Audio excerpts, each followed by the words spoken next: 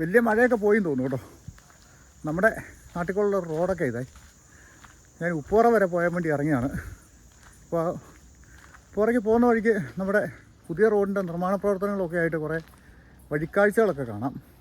അപ്പോൾ അതൊക്കെ ഒന്ന് കാണുകയും ചെയ്യാം, ഉപ്പുറ പോവുകയും ചെയ്യാം, അവിടത്തൊക്കെ ആദ്യം സാധിച്ചുകൊണ്ട് വരികയും ചെയ്യാം. നമുക്ക് പോയിട്ട് വന്നാലോ ഉപ്പുറയ്ക്ക്. അപ്പോൾ നമ്മൾ നമ്മുടെ സ്വന്തം ഗ്രാമപാതയിൽ കൂടെ സഞ്ചരിച്ചുകൊണ്ടിരിക്കുകയാണ് കേട്ടോ. ഇതാണ് നമ്മുടെ വീട്ടിലേക്ക് ഒക്കെ വരുന്ന ഒരു പഞ്ചായത്ത് റോഡ്. ഇതിപ്പം കുറേയെല്ലാം പൊട്ടിപ്പൊളിഞ്ഞ് പാളീസായിട്ട് കിടക്കുവാണേ. ഇവിടെയൊക്കെ കണ്ടോ റോഡ് ഇങ്ങനെ കിടക്കുന്നത്. ഇതിപ്പോൾ ഒരു 5-8 കൊല്ലമായി ഈ റോഡിൻ്റെയൊക്കെ പണി ഇങ്ങനെ കിടക്കുക. ഒരു പുരോഗതിയില്ല. ഇടയ്ക്ക് വന്ന് ഇച്ചിരി എന്തൊക്കെയോ പണികളൊക്കെ ചെയ്തിട്ട് പോയി പഞ്ചായത്തിൽ നിന്ന്. ഇപ്പോൾ ഇതുപോലെ ഒത്തിരി ഗ്രാമങ്ങളിലെ റോഡുകൾ മോശമായിട്ട് കിടപ്പുണ്ട്. നമ്മൾ പോകുന്ന വഴിക്കൊക്കെ പല വഴിക്കും നിന്നും കാണാറുള്ളതാണ്. പക്ഷേ ഇത് നമ്മൾ ആരോട് പറയാനാ? ഇതൊക്കെ ഇങ്ങനെ തന്നെ കിടക്കും. പൊളിഞ്ഞ് തീർന്നു കഴിയുമ്പോൾ നാട്ടുകാരെന്തെങ്കിലുമൊക്കെ കുറേ മക്കോ എന്തെങ്കിലുമൊക്കെ കൊണ്ടിടും. ഞങ്ങൾ വന്ന സമയത്ത് ഇവിടെ റോഡ് വെറും സോളിംഗ് ആയിട്ട് കിടന്നതാണ്. പിന്നെ കുറേ നാൾ കഴിഞ്ഞപ്പോൾ ഇവിടെ ഒരു വനിതാ മെമ്പറൊക്കെ വന്നായിരുന്നു. അവർ വന്നിട്ടാണ് ഈ റോഡൊക്കെ ഒന്ന് മെയിൻറ്റെയിൻ ചെയ്തത്. ഈ റോഡ് താഴോട്ടിറങ്ങി ചെന്ന് കഴിയുമ്പോഴും വലത്തോട്ടാണ് നമുക്ക് പോകേണ്ടത്. വെള്ളിയാങ്കണ്ടം വഴി നമ്മൾ ഉപ്പുറയ്ക്ക് പോകാനാണ് ഉദ്ദേശിക്കുന്നത്. അപ്പോൾ ഈ വഴിയും കണ്ടോ, ഇത് കുറച്ച് അങ്ങോട്ട് ചെന്ന് കഴിയുമ്പോഴത്തേക്കും ഇവിടെയും വഴി മോശമാണ്. ഈ വഴി നേരെ ഇടത്തോട്ട് പോകുന്നത് ലപ്പക്കടയ്ക്കാണ് പോകുന്നത്. നേരെ മുന്നോട്ട് വെള്ളിയാങ്കണ്ടം പോവും. വെള്ളിയാങ്കണ്ടം ചെന്നിട്ട് നമുക്ക് മെയിൻ റോഡിൽ ചെന്നിട്ട് ഏലപ്പാറയ്ക്കോ കോട്ടയത്തിനോ ഉപ്പുറയ്ക്കോ വാഗമണിനോ എങ്ങോട്ട് വേണേലും പോകാം കേട്ടോ. അപ്പോൾ ഇത് കണ്ടോ, ഇവിടുത്തെ വഴിയുടെ ഒരു മെച്ചവും വളരെ മോശമായ ഒരു രീതിയാണ്. ഈ വഴിക്കൊക്കെ പുതിയ വീടുകളൊക്കെ ഇപ്പോൾ ഒത്തിരി വന്നിട്ടുണ്ടേ. ഇതുകൊണ്ട് ഈ വഴി സൈഡിലെല്ലാം വീടുകൾ പുതിയത് വന്നിരിക്കുന്നത്. ഇവിടെ വരെ ഇറക്കം ഉണ്ടായിരുന്നു കേട്ടോ. ഈ ഇറക്കത്തിലായിരുന്നു ഏറ്റവും മോശമായിട്ടുള്ള ഒരു റോഡുണ്ടായിരുന്നത്. പക്ഷേ അവിടെ പഞ്ചായത്തിൻ്റെ അടിസ്ഥാനത്തിൽ കുറച്ച് കോൺക്രീറ്റ് പണികളൊക്കെ കഴിഞ്ഞിടയ്ക്ക് ചെയ്തായിരുന്നു. പക്ഷേ അതിപ്പോൾ പഴയതിലും മോശമായി. അവിടെ വല്ലാതെ പൊളിഞ്ഞു പോയേ. ഇപ്പോൾ നമ്മൾ കുറച്ചും കൂടെ മുന്നോട്ട് ചെന്ന് കഴിയുമ്പോഴത്തേക്കും നമുക്ക് മെയിൻ റോഡിലോട്ട് കയറാൻ പറ്റും. ഈ വഴിയൊക്കെ ഞങ്ങൾ ഒരു ഷോർട്ട് കട്ടായിട്ട് ഉപയോഗിക്കുന്ന വഴിയാണ്. അപ്പുറത്ത് മെയിൻ റോഡിൽ കൂടെ വന്നു കഴിഞ്ഞാൽ നമുക്ക് ഒത്തിരി ദൂരം കറങ്ങി വേണം വരാനായിട്ട്. ഇതാകുമ്പോൾ വീടിൻ്റെ താഴ്വാരം, ഇതിന് മുകളിലൊരു മലയുണ്ട്. ആ മലയ്ക്ക് മുകളിലാണ് നമ്മുടെ വീടിരിക്കുന്നത്. അപ്പോൾ നമ്മൾ ഏകദേശം ഇത് ഞങ്ങളുടെ ഒരു ഗ്രാമസഭയൊക്കെ കൂടുന്ന ഒരു കാര്യാലയമാണ് കേട്ടോ. കണ്ടോ, അവിടെ ഇപ്പോൾ ഒന്നുമില്ല പരിപാടി. ഇനിയിപ്പോൾ കുറച്ച് ദൂരം കൂടെ പോയാൽ നമ്മൾ വെള്ളാങ്കണ്ടത്തേക്ക് എത്തുകയായി. നമ്മുടെ ചെറിയ റോട്ടിൽ കൂടെ ഇങ്ങനെ പോയിട്ടേ മെയിൻ റോഡിൽ ചെന്നാലും അവിടെയും റോഡ് പണിയൊക്കെ നടക്കുന്ന കാരണം യാത്ര ഭയങ്കര കഷ്ടമായിരിക്കും കേട്ടോ. പക്ഷേ എന്നാലും കുഴപ്പമില്ല. കുറേ ഭാഗങ്ങളൊക്കെ ടാറിങ് ചെയ്തിട്ടുണ്ട്. ഇടയ്ക്ക് കുറച്ച് ഭാഗങ്ങളൊക്കെ മോശമായിട്ട് കിടപ്പുണ്ട്. നമുക്ക് പോകും വഴി ആ കാഴ്ചകളൊക്കെ കാണാം കേട്ടോ. ഇപ്പം നമ്മൾ മെയിൻ റോഡിലോട്ട് കയറാനായിട്ട് ഒരു കുറച്ച് ദൂരം കൂടെ പോകണം കേട്ടോ. പക്ഷേ ഈ പോകുന്ന വഴിയുള്ള ഒരു ഗ്രാമഭംഗി നിങ്ങൾ കണ്ടോ, എത്ര മനോഹരമായ കാഴ്ചയാണെന്നറിയോ. ചെറിയ കൃഷിയിടങ്ങളും ചെറിയ ചെറിയ വീടുകളും അങ്ങനെ ഒരുപാട് നല്ല ഭംഗിയുള്ള കാഴ്ചകൾ നമുക്കിവിടെ ലഭിക്കുന്നുണ്ട്. പോരാഞ്ഞിപ്പം നല്ല പച്ചപ്പും കൂടെയാണ്. എല്ലാം എങ്ങോട്ട് നോക്കിയാലും നല്ല ഗ്രീനറി ആയതുകൊണ്ട് കാണാനൊരു നല്ല പ്രത്യേക ഭംഗിയാണ്. ഇതുണ്ടോ, ഈ വഴിക്കല്ല വാഴ കൃഷിയുണ്ട്, കാപ്പി കൃഷിയുണ്ട്, തേയില കൃഷിയുണ്ട്. നമ്മൾ മെയിൻ റോഡിലോട്ട് കയറുക കേട്ടോ. ഇവിടുന്ന് നമുക്ക് ഇടത്തോട്ട് വേണം ഉപ്പുറ ഭാഗത്തേക്കൊക്കെ പോകാൻ. വലത്തോട്ട് പോയാൽ അത് കണ്ടോ, ആ ബസ് വരുന്നത് കട്ടപ്പന ഭാഗത്തേക്കും സ്വരാജ് ഭാഗത്തേക്കും ലബ്ബക്കട കോഴിമല ആ ഭാഗത്തേക്കൊക്കെയാണ് വലത്തോട്ട് പോകുന്നത്. ഇത് നമ്മൾ ഈ ബസ്സിൻ്റെ പുറകെ പോകണം. പക്ഷേ ഒരു രക്ഷയില്ല, ഭയങ്കര പൊടിയാണ് കേട്ടോ. ഇപ്പോൾ ഇന്നും ഉച്ച വരെ മഴയൊന്നും ഇല്ലാത്തതുകൊണ്ട് ഭയങ്കര പൊടിയാണ്. ഇതാ KSRTCയുടെ മത്സരമാണോ? അവിടെ നിന്ന് പറഞ്ഞാൽ ഇങ്ങോട്ട് വരുന്നു. അപ്പോൾ ചില സമയത്ത് ബസ് ഇഷ്ടം പോലെ കേട്ടോ. നമ്മളൊരു വഴിക്ക് പോകാൻ നോക്കി നിൽക്കുവാണെങ്കിൽ ബസ്സൊന്നും കിട്ടത്തൊന്നുമില്ലേ. ഈ ഭാഗത്തൊക്കെ നല്ല രീതിയിൽ മണ്ണെടുത്തിട്ടുണ്ട് കണ്ടോ. മണ്ണെടുത്തിട്ട് അപ്പുറത്ത് കുഴൽപ്പാലത്തിൻ്റെ അവിടത്തേക്ക് മണ്ണിന് ഒരുപാട് ആവശ്യമുള്ളതുകൊണ്ട് അങ്ങോട്ട് കൊണ്ടുപോയിരിക്കുകയാണ്. അപ്പോൾ അതും നമുക്ക് പോകുന്ന വഴിക്ക് കാണാം. ആ കുഴൽപ്പാലത്തിൻ്റെ നിർമ്മാണമൊക്കെ കാണാം. ഇതാണ് വെള്ളിലാങ്കണ്ടം എന്ന് പറയുന്ന ഒരു ചെറിയ സിറ്റിയാണ്. അപ്പം അത്യാവശ്യം ചെറുകിട സാധനങ്ങളൊക്കെ കിട്ടും. ഇവിടുന്ന് ഇടത്തോട്ടൊരു വഴിയുണ്ട്. ആ വഴിക്ക് പോയാൽ നമുക്ക് കട്ടപ്പനയ്ക്ക് നെരിയമ്പാറ മേട്ടുക്കുഴി ആ വഴിക്കൊക്കെ പോകാം. പിന്നെ നമുക്ക് കിഴക്കേമാട്ടുകെട്ടയ്ക്ക് പോകാം. നേരെ പോയി കഴിഞ്ഞാൽ നമ്മളിനി അടുത്തത് ചെല്ലുന്നത് നമ്മുടെ കുഴൽപ്പാലത്തിൻ്റെ അടുത്തേക്കാണ് ചെല്ലുന്നത് കേട്ടോ. കുഴൽപ്പാലം എന്ന് പറഞ്ഞാൽ ഇന്ത്യയിലെ തന്നെ ഏറ്റവും വലിയൊരു മൺപാലം കുഴൽപ്പാലമാണിത്. സായിപ്പന്മാരുടെ കാലത്തൊക്കെ നിർമ്മിച്ചത് ഒക്കെയാണെന്നാണ് പറയുന്നത്. ഇടുക്കി ജലാശയത്തിൻ്റെ റിസർവോയറാണ് ഈ കാണുന്നതൊക്കെ തന്നെ. ഇവിടെ ഇടുക്കി ജലാശയത്തിൽ വെള്ളം ഒരുപാട് കയറി കഴിയുമ്പോൾ ഈ ഭാഗത്തേക്കാണ് ഇപ്പം വന്നിട്ട് തുടങ്ങിയിട്ടുണ്ട് കുറേശ്ശെ. ഇതിൻ്റെ ഈ വലത് സൈഡിൽ കുറച്ചുകൂടെ താഴേക്ക് പോയി കഴിഞ്ഞാൽ നമുക്ക് ഈ തൂക്കുപാലം, കേരളത്തിലെ ഏറ്റവും പഴക്കമുള്ള 12 കൊല്ലമായിട്ടുള്ള തൂക്കുപാലം നമുക്ക് കാണാൻ സാധിക്കും. ഈ കഴിഞ്ഞ ദിവസം ഞാൻ അവിടെ പോയൊരു ചെറിയ വീഡിയോ ഒക്കെ എടുത്തിട്ടുണ്ടായിരുന്നു, നിങ്ങൾ കണ്ടു കാണുമല്ലോ അല്ലേ. ഇതാണ് നമ്മുടെ ഈ പാലത്തിന്, ഈ കുഴൽപ്പാലത്തിന് വീതി കൂട്ടി പണിയുന്ന പരിപാടിയാണ് ഇപ്പോൾ ഈ കാണുന്നത്. ഇതിന് അത്രയും വീതി, ഈ കാണുന്ന ഈ ടാറിങ്ങിൻ്റെ വീതിയെ നിലവിലുണ്ടായിരുന്നുള്ളൂ. ഈ സൈഡിലേക്കൊക്കെ മണ്ണ് നിറച്ച് താഴേന്ന് കെട്ടിക്കയറ്റി പിന്നെ സൈഡിൽ കല്ല് പതിച്ച് പിന്നെ മരങ്ങളൊക്കെ വെച്ച് പിടിപ്പിച്ചാണ് ഈ പാലത്തിന് വീതി കൂട്ടുന്നത്. ഇനി നമ്മൾ മുന്നോട്ട് ചെന്ന് കഴിയുമ്പോൾ നമുക്ക് മാട്ടുക്കട്ട എന്ന് പറഞ്ഞൊരു സ്ഥലത്ത് ചെല്ലാം.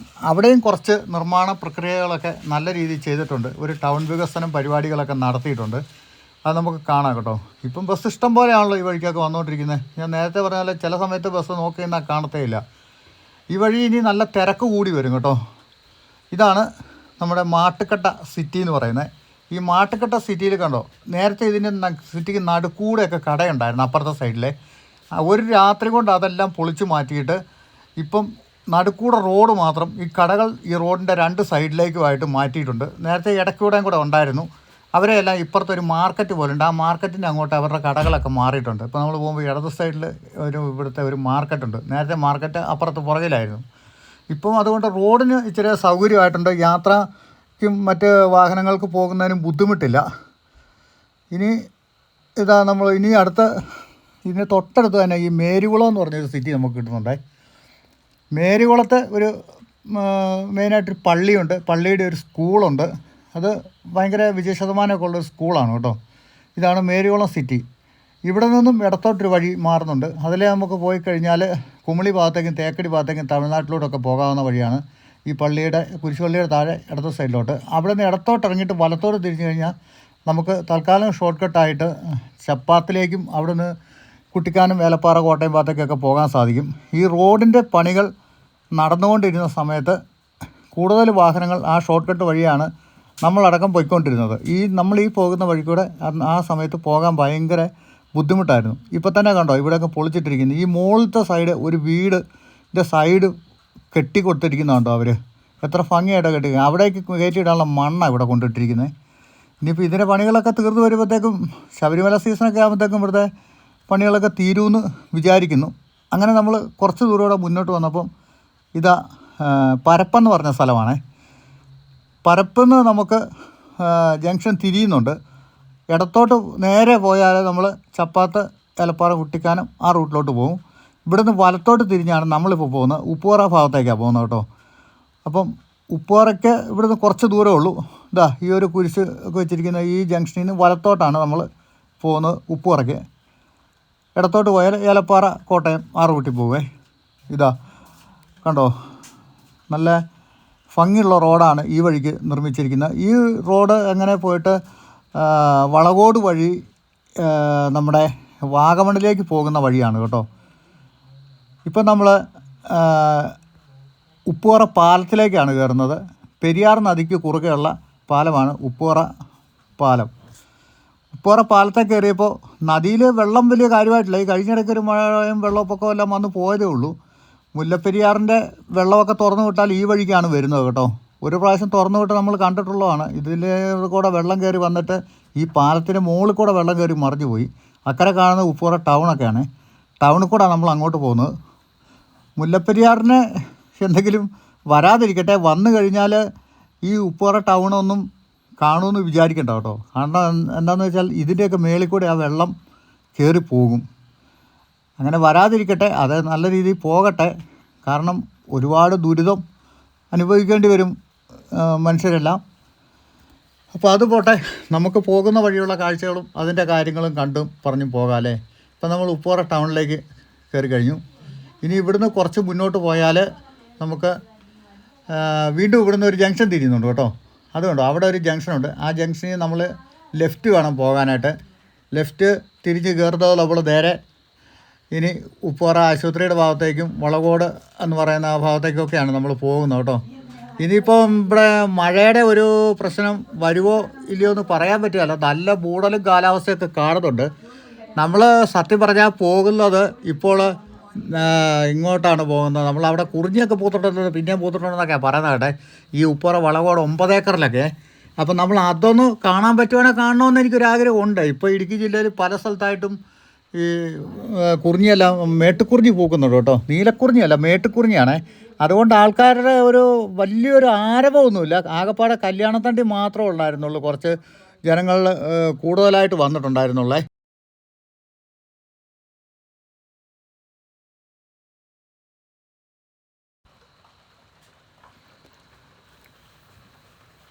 നമ്മളിപ്പോൾ വളകോട് റൂട്ടിലാണ് പോയിക്കൊണ്ടിരിക്കുന്നത് കേട്ടോ. ഇവിടുന്ന് വാഗമണിന് 20 കിലോമീറ്ററാണ് ദൂരമുള്ളത്. നമ്മൾ വന്ന വഴിക്ക് ഉപ്പുറ പാലം കടന്ന് ഇങ്ങോട്ട് വന്ന വഴിക്ക് അവിടെ നിന്ന് ഇടത്തോട്ടൊരു വഴി തിരിയുന്നുണ്ട്. ആ വഴി നമ്മൾ പോകുന്നതും വാഗമണിന് പോകാൻ പറ്റും. അത് കാറ്റാടിക്കവല വഴി, അങ്ങനെ ആ വഴിക്ക് അങ്ങനെ പോയിട്ട് നമുക്ക് ഏലപ്പാറയ്ക്കും പോകാൻ പറ്റും. അവിടുന്ന് ചീന്തലാറ്, കാറ്റാടിക്കവല, കൊച്ചുകരിന്തിരി ആ വഴിക്കൂടെ കയറി നമുക്ക് വാഗമണ്ണി ചെല്ലാം. ഇത് നമ്മൾ വളകോട് ടച്ച് ചെയ്ത ഇതിലാണ് ബസ് കൂടുതൽ പോകുന്നത് കേട്ടോ. താഴത്തെ വഴി അധികം ബസ്സൊന്നുമില്ല, ബസ് കുറവാണ്. ഈ വഴിക്ക് ഇഷ്ടംപോലെ ബസ്സുണ്ട്. കോട്ടയത്തേക്ക് ബസ്സുണ്ട്, എറണാകുളത്തേക്ക് ബസ്സുണ്ട്, അതുപോലെ തന്നെ ഈരാറ്റുപേട്ട ഭാഗത്തേക്ക് ബസ്സുണ്ട്, തൊടുപുഴ ഭാഗത്തേക്ക് ബസ്സുണ്ട്. ഇതിൽ എപ്പോഴും ബസ്സൊക്കെ ഉള്ളത്. ഇതുണ്ട്, ടൂറിസ്റ്റുകൾ ഇഷ്ടംപോലെ പോകുന്നുണ്ട് കേട്ടോ. ഒരു ട്രാവലർ കുറേ നേരമായിട്ട് ഇങ്ങനെ നമ്മൾ ഒപ്പം പൊയ്ക്കൊണ്ടിരിക്കുവാണ്. കയറ്റം ചെല്ലുമ്പോഴത്തേക്ക് ഇവർ മടുക്കും. അന്നേരം നമ്മൾ മുന്നിൽ കയറും, ഇവർ പുറകിൽ വരും. ഇതിങ്ങനെ തുടർന്നുകൊണ്ടിരിക്കുകയാണ്. ഇനി മുകളിൽ ചെല്ലുമ്പോൾ വലിയ കയറ്റമാണ്, അന്നേരം അവർ പുറകോട്ടാവും, നമ്മൾ മുന്നോട്ട്. അതാ നമ്മൾ അവരുടെ മുന്നിൽ കയറി കേട്ടോ. ഇനി ഇവർ മുകളിൽ നിരപ്പിൽ വരുമ്പോഴത്തേക്ക് എത്തിപ്പിടിച്ച് വരുമ്പോഴത്തേക്കും അവർ നമ്മുടെ മുന്നിൽ കയറി പോവും. നമുക്ക് വലിയ തിരക്കൊന്നുമില്ല, മെല്ലെ പോയാൽ മതിയല്ലോ. നമുക്ക് പോയിട്ട് കാണാനുള്ള കാഴ്ചകളൊക്കെ കണ്ട് തിരിച്ചു പോരാം. ഇവിടെ നല്ല കൃഷിയിടങ്ങളാണ്, കാപ്പിയും കൊടിയൊക്കെ കണ്ടോ, കൊടിയൊക്കെ നിൽക്കുന്നുണ്ടോ. ഈ മേഖല ഒരുപാട് ചെറുകിട കർഷകരുണ്ട്. പിന്നെ വലിയ എസ്റ്റേറ്റുകാരും അതിൻ്റെ അപ്പുറത്തുണ്ട് കേട്ടോ, തേയില എസ്റ്റേറ്റും ഏലം എസ്റ്റേറ്റും ഒക്കെ ആയിട്ട്. എങ്കിലും ചെറുകിട കൃഷിക്കാരൊക്കെയാണ് ഇവിടെ കൂടുതലും. ഈ വഴി സൈഡിലൊക്കെ നമുക്ക് കാണാവുന്നതാണ് അതിൻ്റെ ഒരു കാര്യങ്ങളൊക്കെ കണ്ടോ. ചെറിയ ചെറിയ തോട്ടങ്ങൾ, കാപ്പിയും കൊടി ഏലമൊക്കെ ആയിട്ട്. ഇനിയിപ്പോൾ നമ്മൾ ഈ മാട്ടുത്താവളം എന്ന് പറഞ്ഞൊരു സ്ഥലത്തേക്കാണ് കയറി ചെല്ലുന്നത്. ഇതാണ് ഈ മാട്ടുത്താവളം എന്ന് പറയുന്നൊരു താഴത്തെ ഒരു കവലയാണിത്. ഇതിന് മുകളിലൊരു ചെറിയ കവലയും കൂടെ ഉണ്ട്. അവിടെയാണ് പള്ളിയൊക്കെ ഇരിക്കുന്നത്. സെൻറ്റ് സെബാസ്റ്റ്യാനോസിൻ്റെ ഒരു പള്ളിയുണ്ട് മാട്ടുത്താവളത്ത്. അപ്പം അവിടെ നിന്ന് പിന്നെ കുറച്ച് ദൂരം കൊണ്ടുണ്ട് നമ്മൾ ഉദ്ദേശിച്ച സ്ഥലത്തേക്ക്. ഇതുണ്ട്, ഈ മേഖലയൊക്കെ നല്ല, ഇവിടെ വലത് സൈഡിൽ നല്ലൊരു മനോഹരമായൊരു തേയിലത്തോട്ടം നമുക്ക് കാണാൻ പറ്റുന്നുണ്ട്. ഇനി മുന്നോട്ടുള്ള അതുണ്ട്, ആ തേയിലത്തോട്ടവും ഇവിടുത്തെ ഒരു ഗ്രാമഭംഗിയൊക്കെ നോക്കിയാൽ എത്ര മനോഹരമായ ഒരു കാഴ്ചയാണ്. ഹൈ റേഞ്ചിൽ ഈ കാഴ്ചകളൊക്കെ കാണാനാണ് ആൾക്കാർ ഇങ്ങോട്ട് കൂടുതലായിട്ട് വന്നുകൊണ്ടിരിക്കുന്നത്. ഇത്ര മനോഹരമായ കാഴ്ചകൾ നമുക്ക് വയനാട്, ഇടുക്കിയിലൊക്കെ കാണാൻ സാധിക്കുകയുള്ളൂ. മറ്റുള്ള സ്ഥലത്തെന്ന് പറഞ്ഞാൽ അധികം അങ്ങനെ ഒരു വലിയ കൃഷി അങ്ങനെ ആയിട്ട് തുറന്നു പോകുന്ന ആൾക്കാർ കുറവാണല്ലോ. എല്ലാവരും എന്തെങ്കിലുമൊക്കെ ബിസിനസ്സുകാരായിരിക്കും കൂടുതലും. നേരെ മറിച്ച് ഇവിടെയൊക്കെ എന്ന് വെച്ചാൽ കൂടുതലും ആൾക്കാർക്കും കൃഷിയാണ്. ഇപ്പം നമ്മൾ മത്തായിപ്പാറ എന്ന് പറഞ്ഞ സ്ഥലത്തേക്ക് എത്തി കേട്ടോ. മത്തായിപ്പാറ ഒരു ജംഗ്ഷനാണ്. കുറച്ചുകൂടെ മുന്നോട്ട് ചെന്ന് കഴിഞ്ഞാൽ മത്തായിപ്പാറയിലെ ഒരു CSI പള്ളിയൊക്കെ ഉണ്ട് ഈ പോകുന്നതിൻ്റെ ഇടതു സൈഡിലൊക്കെ ആയിട്ട്. ഇവിടെ നല്ലൊരു വ്യൂ പോയിൻ്റാണ്. ഇവിടുന്ന് നമുക്ക് കട്ടപ്പന ഭാഗത്തേക്കുള്ള കുറേ കാഴ്ചകളൊക്കെ കാണാൻ പറ്റിയ സ്ഥലമാണ്. അതുപോലെ കുറച്ച് മുന്നേ വന്നു കഴിയുമ്പോഴത്തേക്കും ഇത് കണ്ടോ, ഇവിടെ അതാ പുറകിൽ കാണുന്നതാണ് മത്തായിപ്പാറയിലെ CSI പള്ളി. ഇവിടെ മനോഹരമായ ഒരു സ്ഥലമാണ്. ഇവിടെയും ഒത്തിരി കാഴ്ചകൾ നമുക്ക് അങ്ങോട്ടും ഇങ്ങോട്ടും കാണാൻ സാധിക്കും. കുറേയധികം ചെറുകിട കർഷകരുടെ വീടുകളും ഒക്കെ നമുക്ക് ഇവിടെ കാണാം കേട്ടോ. ഇനിയിപ്പോൾ കുറച്ച് ദൂരം കൂടെ പോയാൽ നമ്മളിതാ വളകോട് എന്ന് പറഞ്ഞ സിറ്റിയിലേക്ക് എത്തി കേട്ടോ. ഇതാണ് വളകോട്. ഇവിടുന്നാണ് ഒരുപാട് ജംഗ്ഷനൊക്കെ തിരിഞ്ഞ് നമ്മൾ കുവലേറ്റം ആ ഭാഗത്തേക്കൊക്കെ പോകുന്ന ആദിവാസി കുടികളിലേക്കൊക്കെ പോകാം ഇവിടുന്ന് വലത്തോട്ട് തിരിഞ്ഞു കഴിഞ്ഞാൽ. അപ്പം നമ്മൾ ഏകദേശം ഇപ്പോൾ ഇവിടം വരെ എത്തി. ഇനിയിപ്പോൾ നമ്മൾ ചെറിയൊരു ചായയൊക്കെ കുടിച്ചിട്ട് അടുത്ത സ്ഥലത്തേക്ക് പോകാമെന്നാണ് വിചാരിക്കുന്നത്.